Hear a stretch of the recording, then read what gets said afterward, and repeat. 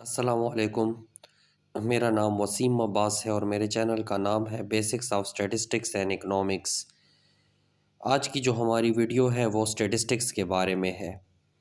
अगर आपने मेरा चैनल अभी तक सब्सक्राइब नहीं किया तो काइंडली मेरा चैनल सब्सक्राइब कर लें और बेल के आइकन को भी दबा लें ताकि मेरी नई वीडियोस और स्टैटिस्टिक के बेसिक जानने का आपको मौका मिल सके। अच्छा, तो आज का हमारा टॉपिक जो है वो पायसान डिस्ट्रीब्यूशन के बारे में है। अभी हमने दो डिस्ट्रीब्यूशन पढ़ लिए हैं। डिस्क्रीट डिस्ट्रीब्यूशन में अभी हम चल रहे हैं और हमने दो डिस्ट्रीब्यूशन पढ़ लिए हैं। एक का नाम है बायनोमियल डिस्ट्रीब्यूशन और दूसरा हाइपरजोमेट्रिक डिस्ट्रीब्यूशन। ठीक है, ये हमारे पास थर्ड नंबर डिस्ट्रीब्यूशन है पायसान डिस्ट्रीब्यूशन। ठीक है। अच्छा देखें, पायसान डिस्ट्रीब्यूशन जो है वो जो है वो बायनोमियल डिस्ट्रीब्यूशन पर भी डिपेंड करता है। ठीक है, यानी देखें ये पहली लाइन लिखी हुई है, limiting form of binomial distribution when P probability of success is very small, p tends to 0 but n number of the trials is so large n tends to infinity।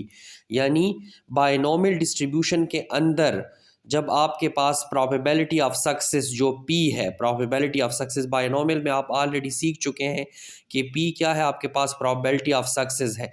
अगर बायनोमियल डिस्ट्रीब्यूशन में probability of success बहुत ज़्यादा small हो जाती है, मतलब कि zero के करीब चली जाती है। ठीक है, बहुत ज़्यादा स्मॉल का मतलब है कि ज़ीरो के करीब चले जाना, क्योंकि प्रोबेबिलिटी की रेंज 0 to 1 है, तो सबसे कम मतलब तो कमी की तरफ जाने का मतलब है स्मॉल की तरफ कि ज़ीरो की तरफ जा रही है, और जब बढ़ रही होगी तो फिर 1 की तरफ जाएगी। यहाँ पर जब बायनोमियल डिस्ट्रीब्यूशन में प्रोबेबिलिटी ऑफ सक्सेस बहुत ज़्यादा स्मॉल हो जाएगी, p टेंस टू 0 हो जाएगा, और n जो है नंबर ऑफ़ द ट्रायल्स, यानी जब आप एक्सपेरिमेंट को रिपीट करते हैं तो वो ट्रायल्स कहलाते हैं। तो एक्सपेरिमेंट को रिपीट करना बहुत ज़्यादा लार्ज हो जाएगा, यानी n टेंस टू इन्फिनिटी। जब आपके पास ट्रायल्स जो हैं, यानी एक्सपेरिमेंट को आप बहुत ज़्यादा बार रिपीट करें, बहुत ज़्यादा बार रिपीट करें, और लेकिन सक्सेस की प्रॉबिलिटी या सक्सेस के चांस बहुत कम हो, तो इस किस्म के डिस्ट्रीब्यूशन को हम क्या कहते हैं, पायसान डिस्ट्रीब्यूशन। ठीक है। अच्छा, क्या है, जब आपके पास नंबर ऑफ़ ट्रायल्स बहुत ज़्यादा हों, यानी आपका एक्सपेरिमेंट बहुत ज़्यादा मरतबा रिपीट हो रहा हो। ठीक है, n टेंस टू इन्फिनिटी, बहुत ज़्यादा मरतबा, यहाँ इन्फिनिटी से मुराद बहुत ज़्यादा मरतबा रिपीट हो रहा हो, लेकिन फिर भी आपकी प्रोबेबिलिटी ऑफ सक्सेस बहुत स्मॉल हो, तो फिर आपका बायनोमियल कन्वर्ट हो जाता है पायसान डिस्ट्रीब्यूशन में। ठीक है। अच्छा देखिए, ये दूसरी लाइन पढ़ते हैं, when two events when events occur rarely and randomly over a specified interval of time। अच्छा, जब आप इंटरवल, आपके पास कोई इंटरवल ऑफ टाइम हो, टाइम का कोई आपके पास वक्फे का कोई इंटरवल हो, आपको एक वक्फा दिया गया है। ठीक है, और उसके अंदर आपके पास इवेंट्स अकर हो रहे हैं, लेकिन रेंडमली अकर हो रहे हैं और रेयरली बहुत कम अकर हो रहे हैं।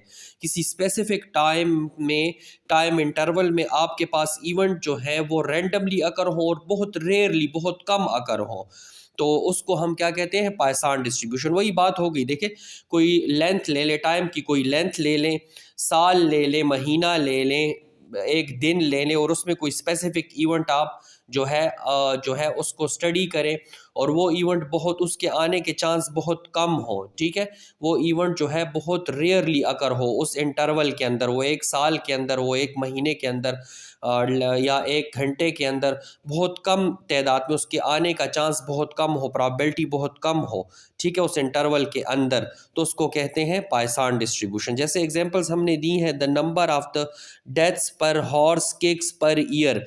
देखो, किसी एक साल में आपके पास जितने भी लोग जो है वो आपके पास घोड़े, हॉर्स किक्स, घोड़े की किक की वजह से मरते हैं, तो देखिए एक साल के अंदर बमुश्किल बहुत बहुत, किसी भी सिटी में आप ले लें, पेशावर में ले लें, लाहौर में ले लें, मर्दान में ले लें, तो एक साल के अंदर बहुत कम चांस होंगे। ठीक है, बहुत कम लोग ऐसे होंगे जो हॉर्स किक से मरे होंगे। ठीक है, बिलफर्ज अगर आपके पास डेथ्स हुई हैं 1000 डेथ्स किसी सिटी में, तो उसमें एक दो बंदे बमुश्किल ऐसे होंगे जो हार किक से आपके पास एक साल के अंदर जो है वो मरे होंगे किसी भी सिटी में। ठीक है, तो देखें आपके पास बंदे मरे हैं 1000, देखो इवेंट कितना आकर कितनी बार रिपीट हुआ है, 1000 मरतबा रिपीट हुआ है, n टेंस टू इन्फिनिटी का मतलब यहाँ पर 1000 लोग मरे हैं, n कितना ज़्यादा है, ठीक है, लेकिन आपके पास प्रोबेबिलिटी ऑफ सक्सेस बहुत कम है। जैसे 1000 में अगर हमारे पास 2 लोग मरते हैं तो फिर आपके पास प्रोबेबिलिटी ऑफ सक्सेस जो होगी 2/1000 होगी, ठीक है। तो ये कितनी ज़्यादा कम है, 2/1000, ठीक है, जो ज़ीरो के बहुत ज़्यादा क्या है, करीब है। तो यहाँ पर आपके पास प्रोबेबिलिटी ऑफ सक्सेस 2 में से 1000 है जो बहुत ज़्यादा कम है, नियर टू ज़ीरो है, ठीक है। और आपके पास n कितने हैं, आपके पास n है 1000, यानी 1000 डेथ्स हुई हैं किसी भी जो है सिटी में, और उनमें से सिर्फ 2 ही जो 2 डेथ्स हैं वो हॉर्स किक्स की वजह से हुई हैं। तो 2/1000, तो देखो प्रोबेबिलिटी ऑफ सक्सेस बहुत स्मॉल हो गई लेकिन n बहुत लार्ज है। तो ये आपके पास किसकी, ये आपके पास पाइसान डिस्ट्रीब्यूशन की जो है एग्जांपल है। अच्छा, दूसरी एग्जांपल हम ले लेते हैं, the number of the person burn blind per year in a large city.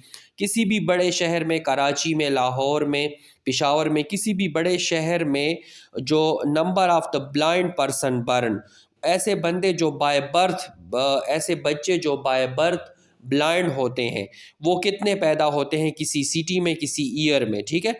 तो अगर किसी भी सिटी में बिलफर्ज कोई भी बड़ी सिटी आप ले ले, कराची ले ले, तो कराची में एक साल के अंदर बिलफर्ज आपके पास कितने, एक साल के अंदर बिलफर्ज आपके पास 5000 जो है वो चिल्ड्रन जो है वो बच्चे जो है पैदा होते हैं, 5000। तो n की वैल्यू आपके पास 5000 होगी, और उसमें आप ये हिसाब लगा लें कि उस 5000 में आपके पास जो ब्लाइंड बच्चे हैं बिलफर्ज वो आपके पास है 15।